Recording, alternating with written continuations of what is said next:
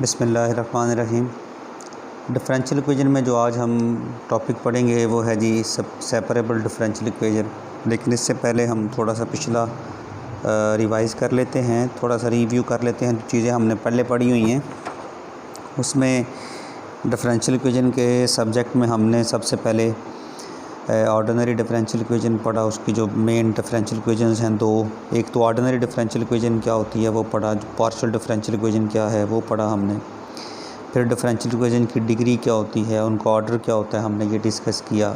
Linear differential equation क्या है, differential equation का सोल्यूशन कैसे फाइंड करते हैं, सोल्यूशन की डेफिनेशन पढ़ी। उसमें दो सोल्यूशन देखे कि जनरल सोल्यूशन कौन सा होता है, पर्टिकुलर सोल्यूशन कौन सा होता है। इसके बाद हमने मुख्तलिफ डिफरेंशियल इक्वेशंस की फार्मेशन की, जैसे फैमिली ऑफ लाइंस की डिफरेंशियल इक्वेशन बनाई, सर्कल्स की डिफरेंशियल इक्वेशन बनाई, और इसके अलावा हमने और डिफरेंशियल इक्वेशन जो हैं वो उनकी फार्मेशन की। इसके बाद हम इस चैप्टर के बाद हम जो आज चैप्टर स्टार्ट कर रहे हैं वो है जी equation of differential equation of first order and first degree. और इसमें जो हम पहली टाइप पढ़ेंगे डिफरेंशियल इक्वेशन की वो पढ़ेंगे separable differential equation. A first order and first degree differential equation of the form f of x g of y d x plus f of x into g of y d y equal to zero is called a differential equation with separable variable, या फिर simply इसे ये भी कह सकते हैं ये separable differential equation है।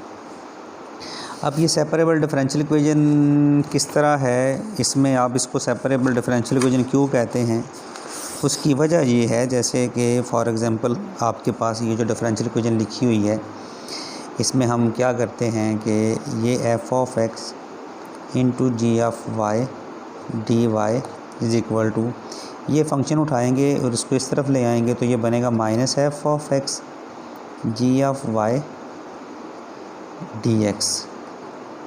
अब क्या करेंगे कि फंक्शन हमने किसी तरह से जो फंक्शन ऑफ वाई है उसको अलहदा कर लेना है, क्योंकि ये इसको डिवाइड कर लेंगे, ये सारा फंक्शन ऑफ वाई साइड पे आ जाएगा और उसके साथ डिफरेंशियल ऑफ वाई, और इधर माइनस एफ ऑफ एक्स और ये एफ ऑफ एक्स इधर आकर डिवाइड हो जाएगा और ये आपके पास डी एक्स, ये जो है सारा फंक्शन ऑफ एक्स है और उसके साथ डिफरेंशियल ऑफ एक्स आ गए।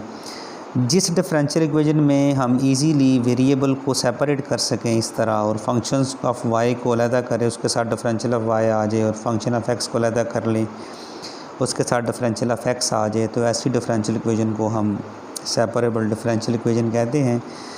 तो उस डिफरेंशियल इक्वेशन को अब यहाँ से मैं इसको उठाऊँ तो इस type g of y over g of y d y, और इधर आकर plus f of x over f of x d x equal to zero, ये जो डिफरेंशियल इक्वेशन है ये सेपरेबल डिफरेंशियल इक्वेशन होगी। यानी इस डिफरेंशियल इक्वेशन को इक्वेशन वन को हम इस तरह भी लिख सकते हैं, या फिर बाज़ इसको डिफरेंशियल इक्वेशन को इस तरह भी डिफ़ाइन किया जा सकता है कि differential equation of the form d y by D x equal to f of x y is called separable if it can be written as g of y d y by D x equal to f of x. अब ये जी of Y है, इसके साथ differential of Y आ गया, और F of x इसके साथ differential of x आ गया, तो ये सेपरेबल डिफरेंशियल इक्वेशन होगी। अगर हम उसको ये जो डिफरेंशियल इक्वेशन है ये सेपरेबल उस वक्त होगी जब उसको हम इस तरह लिख सकते हैं, यानी उसके वेरिएबल को सेपरेट कर सकते हैं। तो फिर दोनों तरफ हम क्या करेंगे कि इसको इंटीग्रेट कर लिया करेंगे, जिससे हमारा जो सोल्यूशन है वो डिफरेंशियल इक्वेशन का आ जाएगा। जैसे कि हम एक एग्ज़ाम्पल पढ़ते हैं, हमारे पास एक एग्ज़ाम्पल है जी d y over d x equal to x square over y. यहाँ पर हम क्या करते हैं, हमने क्या करना है जी, हमने वेरिएबल को सेपरेट करना है कि वाई को इधर अगर मल्टीप्लाई करें वाई डी वाई बन जाएगा is equal to x square d x. Variable separate हो गए, यानी फंक्शन ऑफ वाई के साथ डिफरेंशियल ऑफ वाई आ रहा है और फंक्शन ऑफ एक्स के साथ डिफरेंशियल ऑफ एक्स आ रहा है। जब वेरिएबल सेपरेट कर लें तो आप क्या करें, दोनों साइड्स पे इसको इंटीग्रेट कर लें।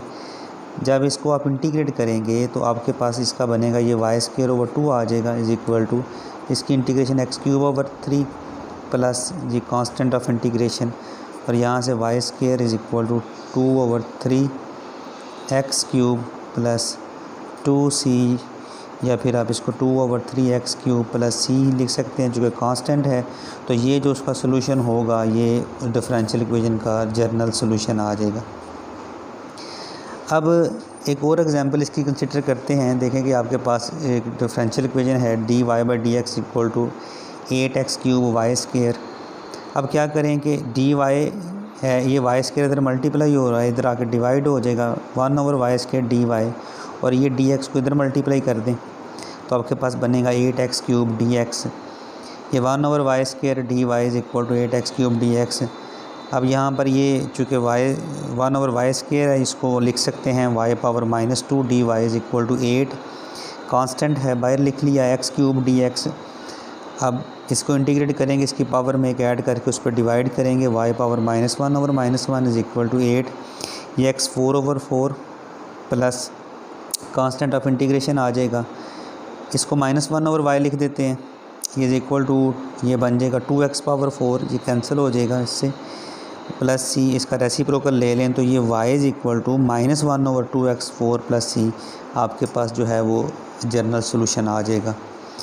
इसकी एक और एग्जांपल कंसिडर करते हैं सेपरेबल डिफरेंशियल इक्वेशन की dy by D x equal to 1 + x + y square plus x y square. अब हम क्या करेंगे कि वेरिएबल सेपरेट करेंगे कि जिसमें डिफरेंशियल ऑफ x के साथ differential of function of x आए और डिफरेंशियल ऑफ y के साथ फंक्शन ऑफ y आए।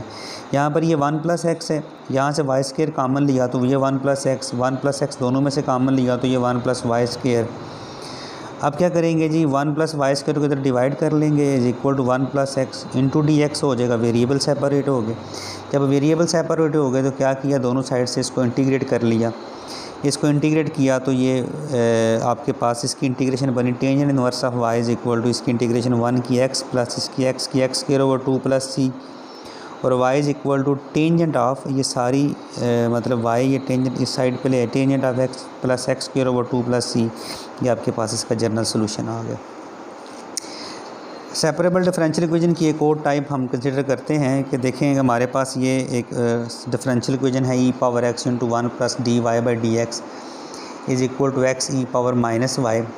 इसको ज़रा अब कभी आप गौर करें, ये डिफरेंशियल इक्वेशन को हमने सेपरेबल में थोड़ा सा कन्वर्ट करना है पहले, तो इसको हम अगर सिंप्लीफाई करें कि ये 1 plus dy by D x equal to x e power -y, ये e पावर x इधर आकर डिवाइड जब हुआ तो वो e पावर -x बन गया। इधर से हमने ये e पावर माइनस कामन लेके x प्लस y आ गया, ये 1 plus dy by D x equal to x into E power -x plus y। अब क्या करेंगे, इस x प्लस y को is equal to g put कर लिया, x का डेरिवेटिव इसको डिफ्रेंशिएट कर लिया with respect to x, differentiate with respect to x कर लिया। आपके पास x का 1 आ गया प्लस ये y का dy by D x equal to G का dg ओवर dx आ गया। अब हमने क्या किया कि इक्वेशन नंबर 1 में जहाँ पर 1 plus dy by D x है वहाँ पर dg ओवर dx लगा लिया इसको यूज़ करते हुए, और ये x e power x plus y की जगह पे हमने z पुट कर लिया, -g आ गया, तो ये dg। अब ये डिफरेंशियल इक्वेशन सेपरेबल बन गई z और x में।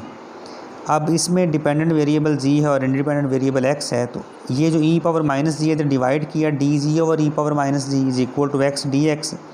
अब वेरिएबल सेपरेट हो गए हैं, वेरिएबल सेपरेट करने के बाद इसको हमने e पावर -g है ऊपर आकर e पावर z बन जाएगा, e power z dg is equal to x dx। इनको हमने इंटीग्रेट कर लिया, इंटीग्रेट कर लिया तो इसकी जो इंटीग्रेशन है वो e पावर z आ गई इज इक्वल टू x की integration x square over 2 plus c, z की दोबारा वैल्यू लगा दी, e power x plus y is equal to x square over 2 plus c।